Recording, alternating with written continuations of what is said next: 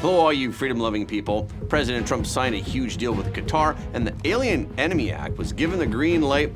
More lawmakers may be implicated in new work, much like the judge who was just indicted. Okay, let's get into it. President Trump held a closed-door meeting with Syrian interim president Ahmed al-Shara in Riyadh, Saudi Arabia on Wednesday. It was the first official meeting between U.S. and Syrian leaders since the year 2000. But al-Shara remains on the U.S. terrorist list due to his past ties with al-Qaeda.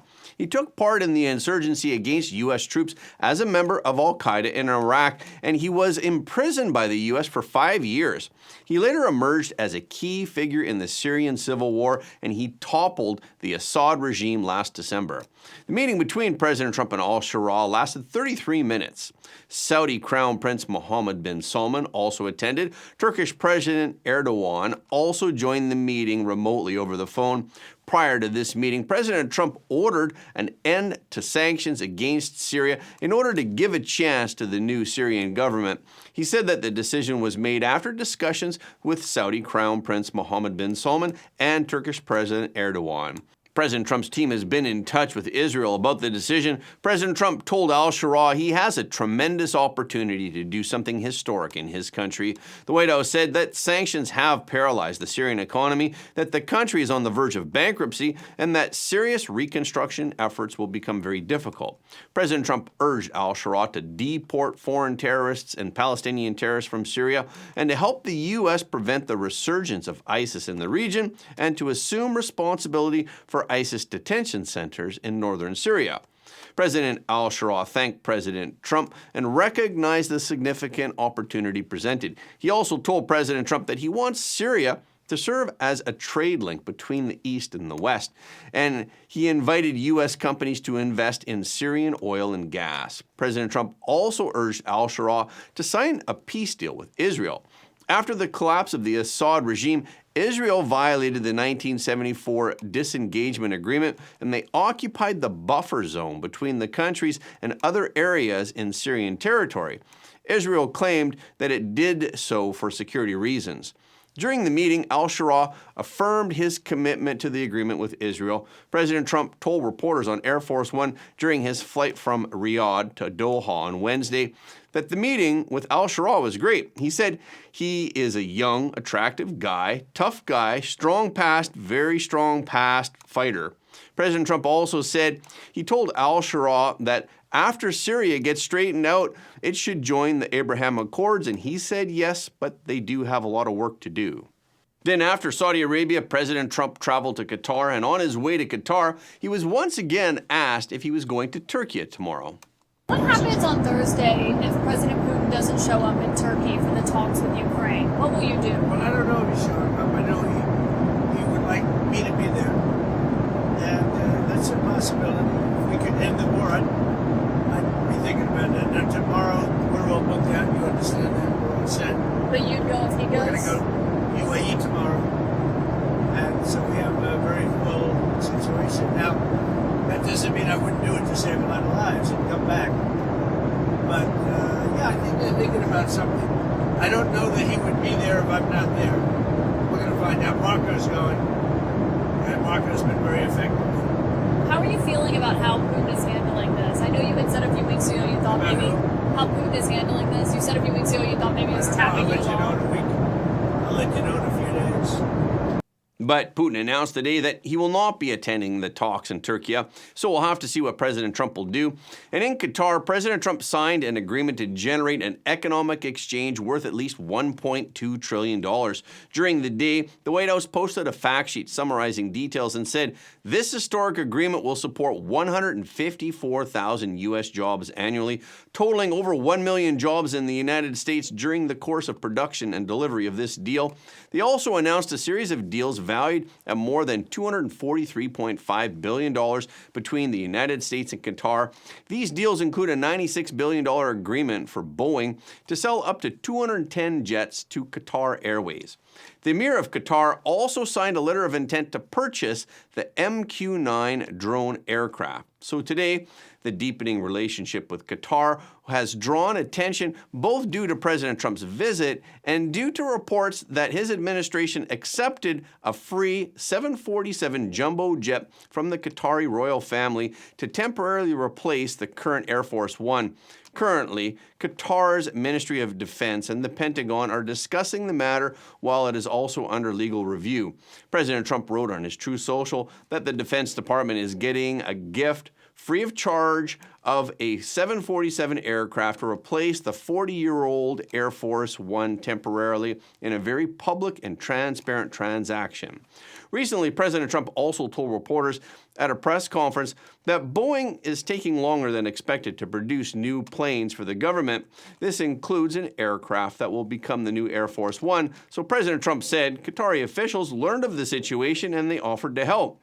President Trump also said that accepting the jet in place of the plane that Boeing is readying for the Defense Department will save the government money. White House Press Secretary Caroline Leavitt also said before President Trump's post that any gift given by a foreign government is always accepted in full compliance with all applicable laws. Naturally, President Trump's trip is not just filled with meetings, handshakes, and photo ops. As expected, a flurry of speculations have already surfaced. One notable moment came when President Trump didn't sip the coffee that he was offered during a ceremonial welcome. Yesterday, we reported that President Trump received a lavish royal reception. The reception also featured an elaborate coffee and tea ceremony, serving Arabic coffee, which is brewed in a traditional pot and poured into small, handleless cups, is a deeply symbolic part of Saudi culture. It represents respect and hospitality. During the ceremony, the Saudi and American delegation gathered in an ornate room. President Trump, the Crown Prince, and all attendees were served tiny cups of Arabic coffee. President Trump accepted the cup, but he placed it in his lap without taking a sip. While top U.S. officials and their Saudi counterparts drank their coffee, President Trump simply looked around and held the cup in his hands. Of course, the New York Times immediately reported that President Trump doesn't drink coffee, he prefers Diet Coke. But in fact, it's well known that President Trump avoids caffeine altogether. However, during his first visit to Saudi Arabia in 2017, reports show that he did drink Arabic coffee then. At that time, the video showed that President Trump initially held the coffee cup with his left hand, which is considered inappropriate in Islamic culture. In response, King Salman reminded him to use his right hand, and President Trump smiled and said, "Always the right hand, that's right, always the right hand." But then, later in the day yesterday in Saudi Arabia, President Trump was shown drinking a small cup, which was presumably Arabic coffee. Perhaps he just wanted to prevent speculation, or he wanted to show respect, or he just simply wanted to try the coffee. On Tuesday, a federal judge in Pennsylvania ruled that the Trump administration can invoke the Alien Enemies Act to deport criminal or illegal migrant members of the Tren de Aragua gang. But U.S. District Judge Stephanie Haynes also said that the administration had provided insufficient notice to the detainees. She said that the administration couldn't remove a Venezuelan national who had brought the lawsuit in Pennsylvania unless it provided 21 days' notice, among other things. In addition, she asked for English and Spanish translations of the notice. The new 43-page ruling conflicts with other rulings that challenge the deportation efforts. Previously, 3 other district court judges ruled against the Trump administration. They stated that the administration misapplied the law in the Alien Enemies Act. Each of those judges disagreed with the description of the Tren de Aragua gang by the Trump administration as being engaged in an invasion or predatory incursion. However, this time, Judge Haynes held that the gang was engaging in the type of predatory incursion that the Alien Enemies Act enforces. Judge Haynes stated that the Tren de Aragua gang has been designated a foreign terrorist organization. She said that the designation heavily supports the conclusion that Tren de Aragua gang is a cohesive group that is united by a common goal of causing significant disruption to the public safety of the United States. In support of their expedited removal, the Trump administration invoked the Alien Enemies Act in March, and they stated that the Tren de Aragua gang members had infiltrated the Venezuelan regime and they invaded the United States. Judge Hannah Dugan of the Milwaukee County, Wisconsin Circuit Court was formally indicted by a federal grand jury on Tuesday. She was accused of helping an illegal migrant evade ICE last month. The incident occurred on April 18th. At the time, Dugan was in charge of a domestic violence case against Eduardo Flores Ruiz, who is a Mexican man. The man had been deported in 2013, and there was no evidence that he had legally re-entered the country. ICE and the FBI had planned to arrest Flores Ruiz after the trial. However, according to witness testimony and affidavits, Dugan was agitated and confrontational and angry when she learned of the plan. She then asked law enforcement officers to go to the chief judge's office, and then she personally directed Flores Ruiz and his attorney out through the jurors' lane inside the courthouse. But this passage is not open to the public. The affidavit states that an officer spotted the illegal migrant and his attorney in the elevator and immediately alerted the arrest team. In the end, Flores Ruiz was arrested outside the courthouse. FBI Director Kash Patel said in a statement, "Judge Dugan intentionally misdirected federal agents, which led to the escape of Flores Ruiz, who is an illegal migrant." Although Flores Ruiz was eventually apprehended, Dugan's obstructionist behavior posed an increased risk to public safety. On April 25th, Dugan was arrested by the FBI, and then she was subsequently suspended by the Wisconsin Supreme Court, and then she was indicted. The indictment was the result of a grand jury's review of the evidence that was presented by the prosecution. Dugan currently faces 2 federal criminal charges of obstructing or impeding a proceeding before a department or agency and for concealing an individual to prevent his discovery and arrest. And now there are others who might face charges for interfering with ICE. Yesterday, we reported that some other lawmakers interfered with ICE in Newark, New Jersey. Representatives Bonnie Watson-Coleman, LaMonica McIver, and Robert Mendez were at the Delaney Hall facility in Newark on May 9th, and they participated in a tense demonstration. During the incident, Newark Mayor Raz Baraka was led away in handcuffs by federal officials. Today, House Speaker Mike Johnson likened their visit to Judge Dugan's actions, and he said that these lawmakers may also have violated the law. Speaker Johnson said that they could face legal issues or other penalties, including expulsion from Congress. New Jersey. Well, look, there's 3 possible disciplinary actions that the House can take. Okay, you can censure a member, and that probably does seem appropriate here. You can kick them off committees. That's a new tradition begun by the Democrats in recent years. And you can expel someone from Congress. Now, expulsion requires a 2/3 vote. That's not likely because the margins are small on both sides. But you know, we're looking at what is appropriate. Look, I think it's pretty clear that the law was violated. You might have noticed the Wisconsin judge that was trying to conceal the illegal alien that was going to be apprehended by ICE. A federal grand jury indicted the judge. I think that was late yesterday. And I'm told that she'll be brought up on charge, maybe facing potentially 6 years in jail and $350,000 in fines because she obstructed the proceedings, obstructed justice, and was engaged in other activities. So look, what these House Democrats did is in that same lane, the same vein of what the judge is being indicted for. So I think there's some legal ramifications to play out here, and we'll see how it Does that mean expulsion on the table? We're talking through all the possibilities. Yes, ma'am. Regarding U.S.-China trade talks, in addition to reducing tariffs for 90 days, the Chinese also agreed to lift export restrictions on rare earth minerals and magnets. In April, the CCP implemented rare earth controls after President Trump announced reciprocal tariffs. At the time, people expressed deep anxiety about the Chinese Communist Party's control of rare earths, and they considered it a weakness in the West. The New York Post accused the Chinese of kneecapping U.S. industries. The BBC declared that the communist nation had dealt a major blow to the U.S., while The Economist warned that China's control of rare earths was a weapon that could hurt America. However, these comments do not actually reflect the truth. The reality is that America has been here before. The Wall Street Journal revealed that 15 years ago, following a dispute between the Chinese Communist Party and Japan, Beijing imposed a ban on rare earth shipments to Japan, and they slashed its export quota for rare earths to the rest of the world by 40%. The price of rare earth metals soared, with cerium surging from $4.15 per kilogram in January of 2010 to over $150 in July of 2011. Beijing's actions were a wake-up call for the entire Western world. The U.S. also recognized this as a strategic vulnerability, so U.S. manufacturers looked for alternatives to minerals. And Congress convened a hearing on China's rare earth monopoly. At the time, China controlled 93% of global rare earth production and more than 99% of the most valuable heavy rare earths. But then, projects that were in development by Molycorp in California and by Lynas in Australia ramped up. By 2014, China's market share of rare earths had fallen from more than 90% to about 70%.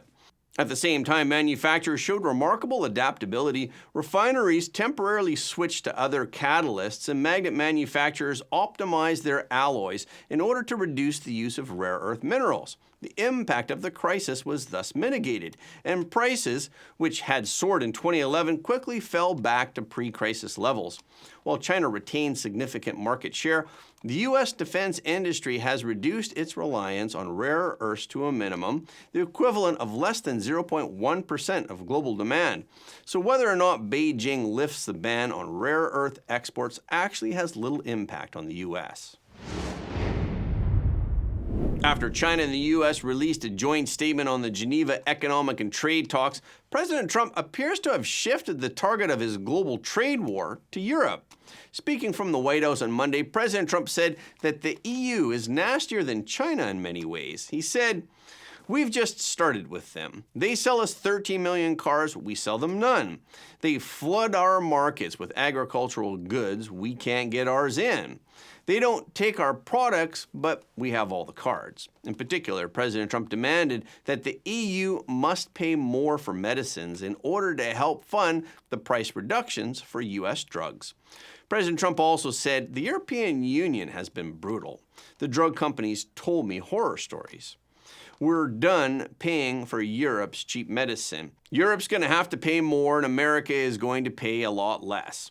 Currently, President Trump has imposed a 10% baseline tariff on the EU and a 25% tax on cars and metals. Although the EU has made several previous attempts to negotiate with the U.S. government, seeking to remove President Trump's tariffs on European goods, there has not yet been a breakthrough. Last week, the European Union offered a series of potential concessions, including deregulation, and they threatened to impose tariffs on 95 billion euros worth of U.S. goods if U.S.-European talks stalled. White House trade advisor Peter Navarro blasted Brussels' threat as a grave mistake, warning that it would backfire spectacularly. Navarro said, "Europe has been playing both sides for too long. They lecture us on democracy while shaking down our industries with one-sided regulations, with suing our companies, and then whining when we push back." President Trump told reporters, "The globalists shipped our jobs overseas and Brussels cheered them on. But we hold the cards now. This ends here." President Trump hasn't met with EU Commission President Ursula von der Leyen in person this term. Any future meeting appears contingent on Europe bringing a serious deal to the table. The UnitedHealth Group announced on Tuesday that CEO Andrew Whitty has resigned for personal reasons. The former CEO, Stephen Hemsley, is taking the helm effective immediately. Hemsley served in this role from 2006 to 2017.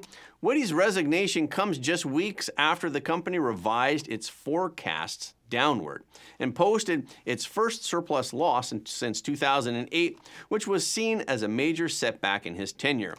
UnitedHealth has suffered successive setbacks in recent years. One of the most notable tragedies was the murder of insurance CEO Brian Thompson in New York City last December. This caused the company to suffer significant public backlash. questions about claim denials, and the fury about the overall insurance industry practices were directed at UnitedHealth in the aftermath of the killing. In addition, UnitedHealth has also faced pressure, such as increased costs and scrutiny by the Federal Trade Commission and the DOJ. But increased costs are not a problem for UnitedHealth alone. Since mid-2023, the overall cost of the U.S. healthcare industry has been rising. The main reason for this is the rapidly increasing demand for healthcare services for the elderly and the physically and mentally challenged under the government-backed Medicare program. But UnitedHealth also faced political pressure over its size. Congress put the spotlight on UnitedHealth's market power as a large pharmacy benefits manager. UnitedHealth is one of the largest Medicare Advantage players with 29% of the market in 2024. Furthermore, the company has faced questions about its use of artificial intelligence in claims processing and for a large cybersecurity attack on its Change Healthcare subsidiary. UnitedHealth stock sank nearly 18% in trading on Tuesday. And that's a wrap for this episode. Thank you so much for your support of Front Page. Please remember to leave us a comment below the video. This is really helping us to be seen all around the world. The more people who watch Front Page, the more freedom-loving people the world will have. And please hit the like button and hit the notification bell after you subscribe. And please share this video with your friends and family because everybody deserves to know the truth.